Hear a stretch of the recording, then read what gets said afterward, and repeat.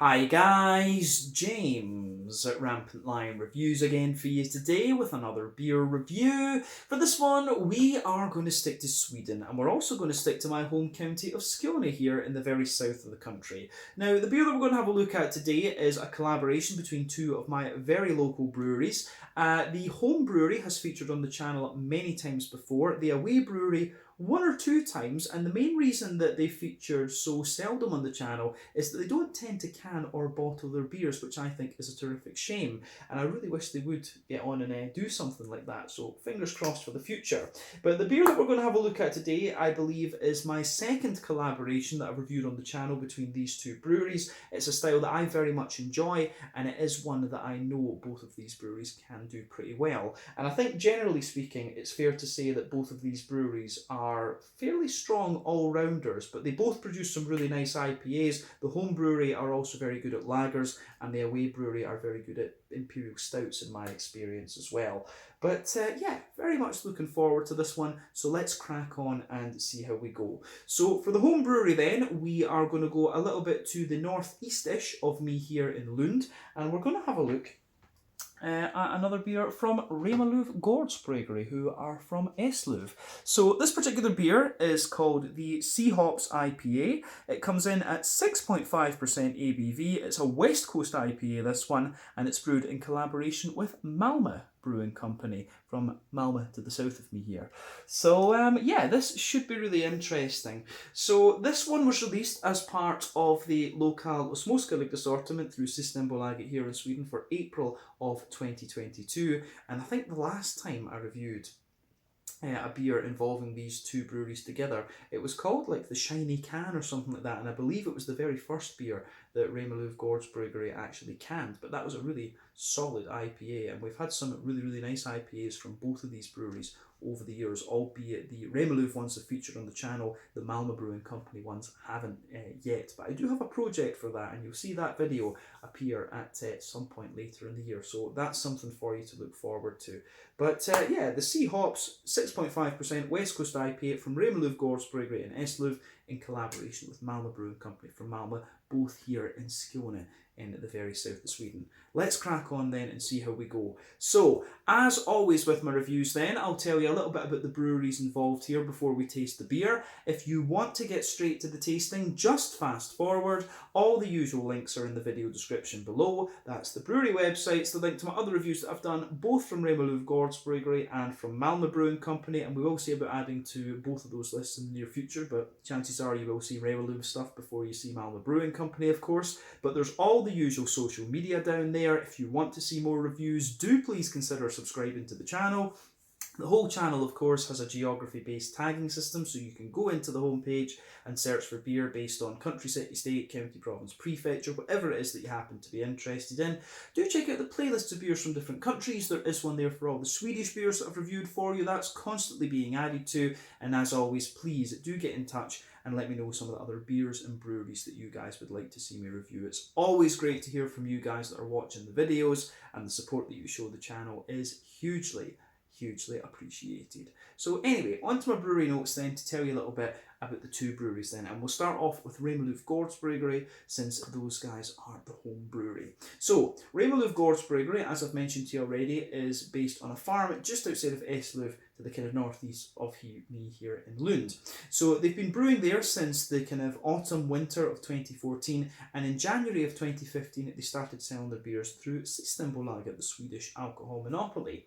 So the owner and founder of the company is Håkan Nilsson, and together with his wife Michelle, he started his plan for a brewery a couple of years prior to 2014, and the brewery is located on his family's farm, and Håkan is the fifth generation to farm the countryside here in Skåne.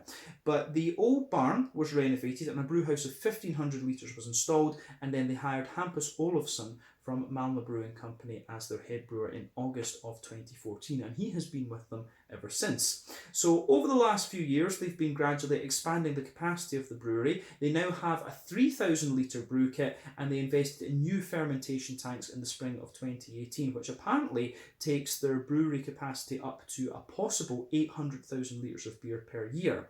In 2019, they also opened a summer pub, which was opening every Wednesday, but I think that hasn't been opened again over the last few years, obviously because of the COVID-19 pandemic, but I've got a feeling it might open this year if I remember the news correctly. But they were planning to do a further expansion of the brewery in 2020, but then of course the pandemic hit and that put a stop to that. They have been working very well. The brewery actually has helped the whole farm do quite well over the course of the whole COVID pandemic, and I think the whole business of the whole kind of farm business has been starting to pick up again in recent times, which has been very nice to see. But these guys are doing a lot of lagers these days. You will get quite a few different kinds of IPAs and things like that, but yeah, I think it is definitely fair to say that Remmarlöv Gårdsbryggeri are a rather solid all-round brewery actually. But as of April 2022, when I'm filming this review for you, these guys have produced around 85 different kinds of beer, and yeah, I've had quite a few different styles from them at this point in time. But yeah, have a look at some of their New England IPAs, have a look at some of their lagers as well, and you will be in for some pretty solid beers actually. So yeah, I think that is everything we really need to say about Remmarlöv Gårdsbryggeri. If you want to learn more about these guys, you can check out the brewery website, you can follow them on Facebook and Instagram to keep up to date with all the latest goings on, and you can check out the Rate Beer, Untappd and Beer Advocate pages to learn a little bit more about all the different beers that these guys have done. So yeah, let's go on to the away brewery this time, and we'll head south to Malmö. So Malmo Brewing Company was established back in 2002 when Anders Hansen and his parents bought the old Charon building in Malmö. So Anders says that he had been interested in the property for a long time, and it is apparently the last surviving brewery building in Malmö, and it housed the Rector Brewery until 1898. But Anders had been interested in brewing from a very early age, and he was also involved in the industry for a number of years before he went on to found Malmö Brewing Company. So a lot of work was put into renovating the property, and the family operated it originally as a conference centre and a nightclub, and they used this to make money to renovate the old brewery building. And the idea all along was that they would have a brew pub and restaurant in there. So in 2013 they opened up a beer garden at the Hamnestern, the harbour master's house, I guess we could call it, which is near Malmö Central. This stayed open for a few years. I think it's maybe been about 4 or 5 years since they sold that actually. But then a couple of years later in 2015, they opened the tap room in the brewery building in Bergsgatan, which is where you'll find Malmö Brewing Company today. But these days, Malmö Brewing Company is also producing mead under the name Malmö Meadery, and there's also the Malmö Chokladfabrik as well, the Malmö Chocolate Factory, which is attached to the same building.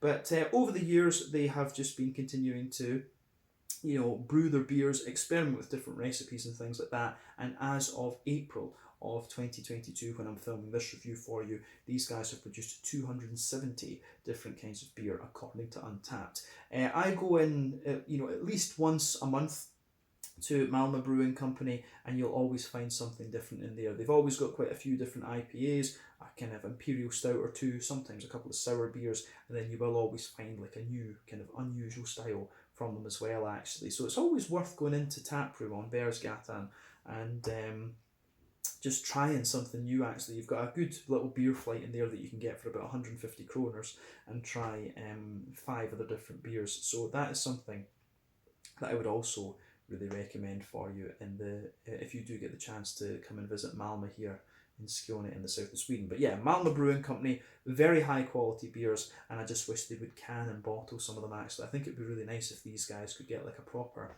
production facility and start brewing these beers on a bigger scale, because they are certainly good enough. But they do a hell of a lot of collaborations with breweries over in America. So they are quite well known over there. They're actually better known over in America to an extent than they are here in Sweden, which is a little bit unfortunate. But yeah, a very, very good brewery, and one that I do hope we can review a little bit more of here on the channel. But yeah, that is all I can really tell you about Malmö Brewing Company for the moment. If you want to learn more about these guys, you can check out the brewery website, you can follow them on Facebook and Instagram to keep up to date with all the latest goings on, and you can check out the Rate Beer, Untappd and Beer Advocate pages to learn a little bit more about all the different beers that these guys have done. But if you do go to Malmö Tap Room, you will recognise the owner quite easily. Anders, quite a big guy, big built guy, big ginger beard, bald, And I think on his fingers he has tattooed "Beer Nice." This is his catchphrase, of course. But yeah, really nice guy, and he'll sit down and have a chat with you about the brewery and things like that as well. So yeah, definitely have a chat to him. He's a lovely, lovely guy, and his wife Lee is very nice as well. But yeah, let's crack on then and have a little look at this beer itself. Just really happy that I could feature Malmo Brewing Company on the channel once again. But yeah, the artwork that you're seeing on this one is kind of typical from what we've seen from Remmarlöv Gårdsbryggeri before. If I bring it up to the camera there, you can see the Remmarlöv Gårdsbryggeri symbol, Remmarlöv Farm Brewery, if you want to translate it into English, and then Malmo Brewing Company. But as we said earlier, this one is a 6.5% West Coast IPA. When it comes to C-Hops, the ones that are in this one are Cascade, Columbus, Centennial, and Chinook. No Citra, which I was surprised about, because Citra is one of the kind of original C-Hops. But yeah, all old school West Coast, Yakima Valley, whatever you want to call them, hops. But yeah, this is a 440ml can, and I believe, again, I paid like 50 Swedish kronor for this one. So that translates to €5, £4.50 sterling, and I guess somewhere in the region of like $6 American, just for those of you watching in different places. But yeah, let's get this guy out and we'll get on with the taste then. It feels like a wee while since I've had a West Coast IPA. So let's get this guy out and we'll get on to the tasting then. The C-Hops IPA from Remmarlöv Gårdsbryggeri in Eslöv and Malmo Brewing Company in Malmö, both here in Skåne in the south of Sweden. Let's do this. So there we are. I think that's about 80% of the beer in the glass there. So yes. Anyway, as you can see, this is poured pretty much as you would expect from a West Coast IPA. So before the head disappears on this one, I would say that this beer has poured with about a finger of a frothy, I would say kind of cream coloured head. There's a mix of very small bubbles and kind of bigger ones in there, which I really quite like. But yeah, the colour of this one is quite interesting. I would describe this one as a very light amber. Yeah, your West Coast IPAs, of course, can be anything from, almost light and yellow, all the way through to like a very, very dark amber. So the colour of your beer depends mainly on the different malts that you use in the malt base. That goes a long way to determining your EBC rating. The length of your wort boil can also play a role, because the longer you boil the wort, the more the sugars caramelise, and thus you get a darker colour beer. Any barrel aging that you do or any adjuncts that you put in can also affect the colour of your beer too. But when it comes to West Coast IPAs, you don't often barrel age these, and you don't often put adjuncts and things in them as well. But yeah, this is definitely one of the lighter amber coloured West Coast IPAs that I've come across. I think you're getting a lot of condensation on the glass here, but this one is pretty clear. Quite often these beers can have a little bit of natural haze to them, but yeah, this one seems pretty damn clear actually. One or two big bubbles sticking toward the side of the glass, but a few little ones going up toward the bottom of the head there, and the head incidentally has faded away to just be a more of a kind of foamy layer, but with a thicker ring just around the edge of the glass. But overall, it does look pretty damn nice, I have to say. So yeah, I think that goes together pretty well. Yeah, I don't think there's anything else we really need to say about the appearance of this one. It looks the part of a West Coast IPA. So yeah, let's have a little look at the aroma then and see how we get on with this one. Very curious about this beer. So my first impressions then. Yeah, that's pretty solid. So straight away, I'm going to say this beer, it's one of the more kind of bready West Coast IPAs that I've come across in recent times. There's a good little bit of sweetness to the malt base as well. The green component for me leans more towards the grassy side of things. I'm going to say straight away as well that this is one of these more kind of modern takes on the West Coast IPA. And yeah, the fruitiness of this one is quite wet, but it does have a little element of oiliness to it. So it is quite an interesting beer, this one, I have to say.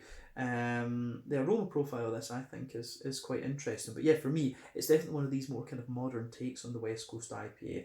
As I've explained in many videos before, the West Coast IPA has changed a little bit because many newer beer drinkers are getting into IPAs on the New England. So this means less bitterness, than the original West Coasters had. These beers used to be, 80, 90 IBU beasts, but these days they're kind of lower, 30 IBU things, which is not what we were used to back in the day, back in about 2012, 2013, when I was first getting into beer. So yeah, the West Coast IPA has changed a little bit. But for me, there are two different ways, two different routes you can take with a West Coast IPA. Either it will be a very big, oily, caramelly sort of thing, or it will be a more light, bready, biscuity type affair. So yeah, we'll see what this one is going to have in store for us. But I get the feeling that this one is going to be a more kind of bready and biscuity example of the style. But anyway, that's a basic first impression of the beer before we've kind of got stuck into the aroma properly. But yeah, let's have a look at that and dig a little bit deeper. So the malty backbone of this beer then, for me, definitely you've got a little bit of a kind of straight up bread crust to this one. I'm getting a little bit of a wholemeal brown bready character. Maybe a little bit of this kind of Brewed Jacob's cream cracker sort of thing too. As I say, this is a more kind of brown bready, kind of biscuity leaning beer, this one. So yeah, bread crust, wholemeal brown bread, a little bit of a Brewed type vibe to it. On top of that, I do get a little bit of a kind of Werther's original butter candy sort of thing. Definitely some McVitie's digestive biscuit. I don't know if I would go as far as saying like a straight up caramel with this one. I think it's more of a Werther's original butter candy, butterscotchy sort of thing. But definitely some McVitie's digestive biscuity character coming out of this one for sure. But yeah, malty side of things is quite interesting actually. Definitely one of the more biscuity and bready examples that I've had of the, or I've come across within the West Coast style bracket. But let's look at the hoppy side of things then before we taste the beer. So, green component for me, there's a little touch of earthiness to this one. I think that's most likely to come from the Columbus. The Columbus hop is quite an interesting one. So I think the earthiness is going to come from that. But you've got a nice kind of slightly oily but quite bright floral aromaticity to this beer as well. So the Columbus and the Chinook are going to be playing a role in there. I should explain these hops a little bit. So all four of these hops are American. Cascade gives you this sort of red fruity character. It's about 8% alpha acid. Gives you a little bit of a kind of figgy note. Chinook gives you a big grapefruit, but also a kind of deep piney resin character. I believe that's about 14% alpha acid. Columbus is about 12% alpha acid. Normally used as a bittering hop. It has a big spicy green component to it. And which one have we missed? Columbus, Chinook, Cascade, maybe Centennial as well. So Centennial is about 12% alpha acid, and it gives you this big kind of lemony, zesty sort of character. So yeah, these are the four hops that are being used in here. So on the green component, I think I'm getting a lot of that kind of Columbus spiciness. That's coming out. I'm not getting so much of the deeper Chinook piney character. I'm certainly getting a nice little bit of that bright grassiness. The Cascade, I think, is what's giving you the kind of brighter grassiness out of this beer, but the green component, I think, goes together pretty nicely in this one. So yeah, the way that this beer goes about its business, I think, is pretty nice from that green component perspective. But yeah, on the fruity side of things then, I think this one is kind of what we would expect. So for me, I'm getting a nice big kind of oily, slightly figgy, oily sort of thing. There's a wee bit of a kind of, I do get a little touch of like a sultana type vibe out of this beer as well. So a little bit of fig, a little bit of sultana, but I'm also getting a wee bit of that more kind of zesty, lemony character from the Centennial too, which is quite nice. I don't get so much of that stronger grapefruit that you might expect of the Chinook, but potentially that will come out in the flavour of the beer. But yeah, big oily fruit component there. So definitely a little bit of fig, a little bit of sultana, and a wee bit of a kind of lemony zesty character for me. That's quite interesting. Do I get a little bit of orange out of this too? Maybe just a little touch, but yeah, not too much. Fig, sultana, dry white green grapes incidentally, sultanas, and then a wee bit of a kind of lemony zest. It's an interesting smelling beer, this one. I like it. So as I always say, take a little bit of time to ponder over the aroma of the beer before you get stuck into it. But I think it is about time that we have a taste of this one then. So yeah, this is the C-Hops IPA, a West Coast IPA at 6.5% ABV from Remmarlöv Gårdsbryggeri in Eslöv, brewed in collaboration with Malmo Brewing Company. Both of these guys, some of my local breweries here in Skåne in the south of Sweden. Let's get stuck in. Slange, skål, cheers.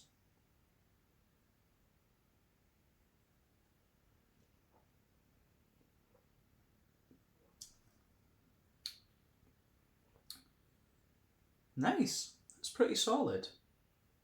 It's a pretty solid beer, I have to say. Yeah. It's interesting because it does have a wee bit of a kind of, my first impression of this beer, quite a slick and oily thing. Definitely got a little bit of a brown bready character and a wee bit of a grainy backbone to it. You are getting some of that kind of sweetness though that you expect of the West Coast IPA. The green component is a bit more pungent than the aroma would have you believe. And then you've got a wee bit of a kind of, you do have a bit more pungency to the fruity characteristics in this one as well. So it definitely has a wee bit of that kind of old school vibe that you would expect from a beer that's called C-Hops IPA. So yeah, all 4 of the hops that are in this one are pretty kind of old school, as we say. So yeah, the Cascade, the Chinook, Columbus and Centennial, these are old school hops that are definitely more associated with the West Coast IPA, but that's a nice beer. I've had West Coast IPAs in tap room before, and we've had a couple of West Coast IPAs from Remmarlöv Gårdsbryggeri, and this is as good as any of those actually. But yeah, in terms of the style, it's definitely a more kind of bready, biscuity leaning beer, this one, rather than being one of the big oily and boozy things that you can get in the West Coast category. But I like it. I do like this one, and it definitely has that wee bit of graininess that I would always associate with Remmarlöv Gårdsbryggeri. The beers just always have this little bit of a kind of, pardon me, sort of brown bready, grainy, almost farmhousey character to them. But yeah, I like it, absolutely. So that was a basic kind of first impression of the beer. But yeah, I like this one. I do like it. And the other thing as well that I'll point out is that this beer does have a wee bit more bitterness than some of the other West Coast IPAs that I've had previously. And that's one of my big things. I do miss these big 80, 90 IBU West Coast IPAs. The thing to remember with West Coast IPAs is that these guys tend to have quite a lot of early edition hop in them. And remember, early edition hops are within the first hour of your wort boil. Usually a wort boil for an IPA is about 90 minutes, but you can go longer, of course. But yeah, early edition hops are the ones that give you a lot of bitterness. Late edition hops are the ones that give you a little bit of bitterness, but mainly flavour and aroma. And then dry hopping is all about flavour and aroma. West Coast IPAs use all 3 types of hopping, whereas New England's tend to rely on late edition and dry hopping. Some of them, of course, can have just a little bit of early edition hopping. But yeah, West Coast IPAs tend to have quite a bit of early edition hopping, usually things like, Chinook or Columbus, as we've got in this beer. So I suspect Columbus and Chinook are probably the ones being used as the early edition hop in this one. But yeah, you can use any hop as an early edition hop. It doesn't particularly matter. But yeah, this is nice. This is pretty good. Let's break the flavour of this beer down though and describe it for you a wee bit more in depth.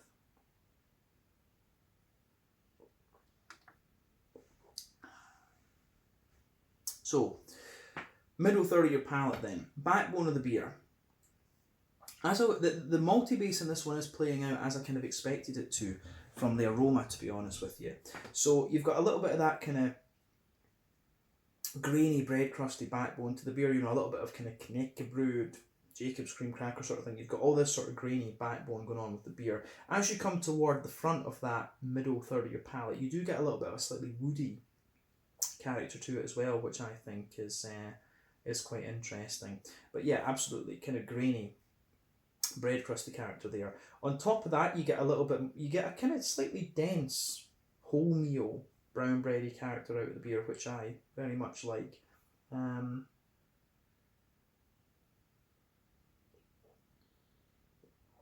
But yeah, a little bit of a more kind of dense, grainy sort of character out of it.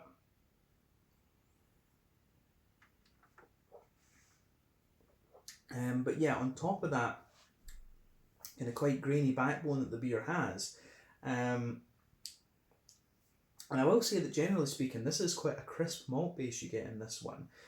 Toward the back of that front, that middle third of your palate, actually, you do get a little bit of crispness. I wouldn't be surprised if there's a wee touch of Pilsner malt or something like that in this beer, because you do just get that element of kind of dry crispness toward the back of that middle third of your tongue. But in the centre, right in the centre of your palate, you can feel there's a little bit of a layered, slightly brown sugary and biscuity sort of thing going on. So the base layer of this circle that you have in the middle third of your palate, definitely like a McVitie's digestive biscuity sort of thing. As you move into the kind of dead centre of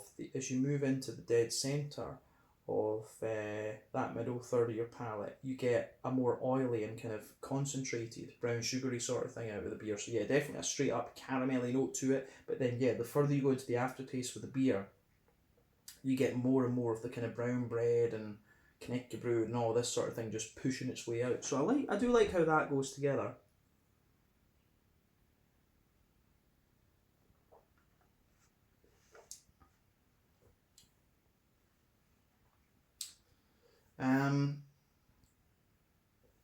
Yeah, no, I think the malty side of this beer is quite interesting. So the thing is as well, if I was to taste this blind, I would maybe think this is about, you know, like 7.2%, something like that. To me, with the way the malt base goes in this one, it actually feels a little bit boozier than it is, which is quite interesting. But as I say, bread crusts, Connecticut Brewed, all this sort of thing, a more wholemeal brown bready character, an oily brown sugar, bit of biscuit. But yeah, it really leans toward that more kind of bready, biscuity side of things rather than anything else. I don't think we've got anything else we need to say about the middle third of the palate, so let's focus on the back third of your palate then. So the border region between middle and back third of your palate, you get a little bit of a bready build up once again, a wee bit of bread crust and things, but the base of that back third of the palate is a little bit more, kind of bread, you get a little bit more kind of bread crusty character out of it. Pardon me, the bread crusty character gets a little bit more bitterness as well. Remember, sweeter flavours come out toward the front of your palate, more bitter flavours come out a little bit further back. So yeah, you've definitely got a bit of that more kind of grainy bread crusty character coming out of the beer. But then on top of that, you can feel that the wholemeal brown bready layer is a little bit thicker, absolutely.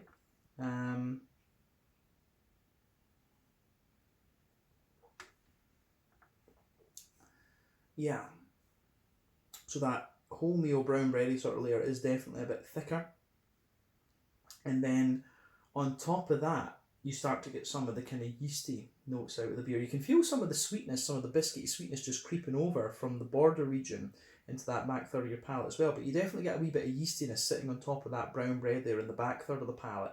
And it's got a little bit of a woodiness to it, a little bit of a more dense, doughy, brown bready sort of vibe as well. But yeah, I do like how it goes about its business in that sense. But yeah, more grainy bread crust, a thicker, a slightly taller, wholemealy brown bready sort of base, and a wee bit of yeastiness kind of sitting on top of it. I do like how that goes together in this one. Absolutely.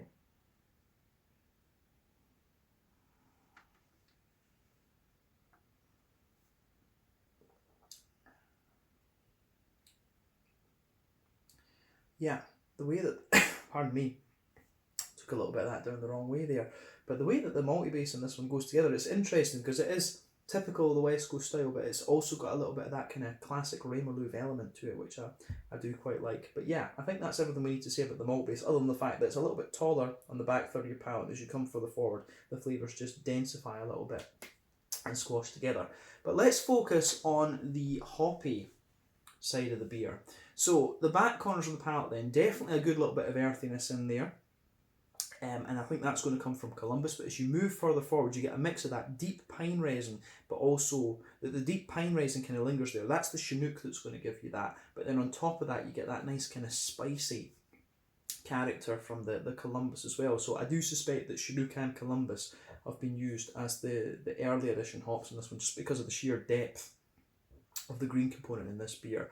But round the front curve of the palate, you get a bit of a lighter grassy sort of thing to it, and there's a wee bit of oiliness to the grassy character, but yeah, you do get a wee bit of the kind of floral aromaticity creeping around there as well, and a wee bit of a more zesty grassiness. But yeah, the green component in this beer is proper old school, which I think is quite interesting. But let's focus on the fruity side of the beer, the front third of your palate. So the border region between front third and middle third of your palate, again, you get a little bit of a kind of bready build up with this one, so you can feel that in there, a little bit of bread crust. The base of that front third of your palate, you get a little bit of a more kind of smooth,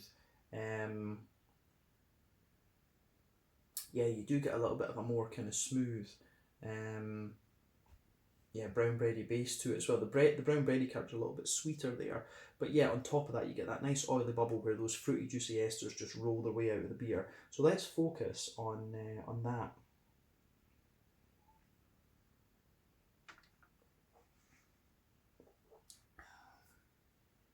So yeah, it's interesting for me, this one, because the fruity character that I get out of this, you can feel that you're getting a wee bit of everything else, but I think the cascade is the one that's forming the backbone of this beer. So across that front third of your palate, you get that nice oily sort of figgy character that cascade is going to give you. But toward the back of the front third of your palate, you can feel a wee bit of the stronger grapefruit from the Chinook. But then, yeah, as you come further forward, you get that sweeter, slightly figgy note from the cascade. That kind of dominates, and it sweetens up even further until you get to the sort of front tip of your tongue, and then you can feel that sort of bright, zesty lemon, which is going to be the which is the Centennial, absolutely. Yeah, so the fruity character in this one for me is pretty straight up, a bit of a stronger grapefruit in that nice cascadey, oily, figgy, almost sultana like flavour as well. Then as you just reach the front tip of your palate, you get a bit of that more lemony character from the Centennial, and that mixes in with the kind of floral and grassy character on the very tip of your tongue. It's an interesting beer, this. The way that all of this goes together, I think, is really quite nice. So it gets a big thumbs up from me in that regard. Yeah, it's interesting, this one. It has the green component that I would want and the fruity side of things that I would want from a West Coast IPA, and with it being brewed by Remmarlöv, you get this kind of grainy, almost slightly farmhousey type vibe from it as well, which you would also expect from these guys if you know their beers. Yeah, interesting stuff. A little bit different from the West Coast IPAs I've had from Malmo Brewing Company itself, because usually their ones are a little bit more smoother and slightly sweeter in my experience. So this one is more akin to a Remmarlöv beer than it is a Malmo Brewing one, generally speaking. But I like it, and definitely it kind of is almost in the middle of the biscuity and more oily things. The more that you drink of this beer, the more it starts to lean toward the oily end of the West Coast spectrum. But as I say, I like it. Let's round off this review then with a wee look at the mouthfeel.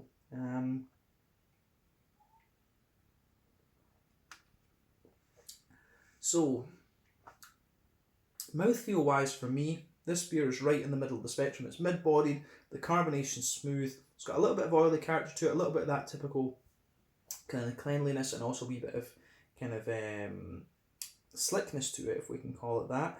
On the hoppy side of things, I think, how many IBUs are we talking with this? Always take my IBU readings with a little bit of a pinch of salt. This is my weakest point of beer reviewing.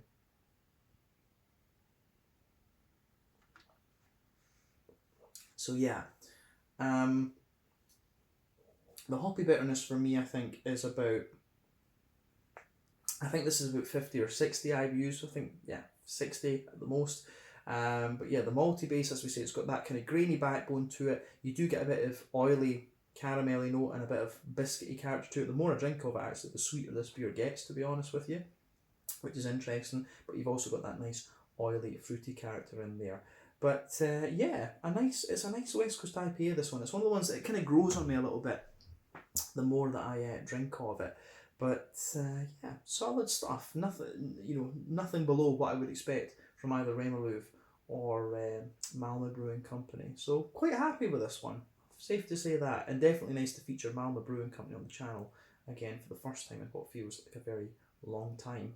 So yeah, let's leave it at that for this one. This was the Seahops West Coast IPA, coming in at 6.5% ABV from Remmarlöv Gårdsbryggeri in Eslöv and Malmo Brewing Company in Malmo, both here from Skåne in the south of Sweden. Thank you for watching my beer reviews. Until the next time, please like, subscribe, share, all the usual YouTube stuff. Let me know your own thoughts on this beer in the comment section below. Let me know what your favourite beers are, both from Remmarlöv and from Malmo Brewing Company, and we will no doubt return to both of these guys at some point in the near future. I do hope that Malmo start canning and bottling some of their beers, but you will no doubt see some Remmarlöv stuff on the channel at some point in the future. But thank you again for watching. Check out my social media, check out the brewery social media, and I'll see you guys in the next one. Slàinte, skål, cheers, see you guys very, very soon.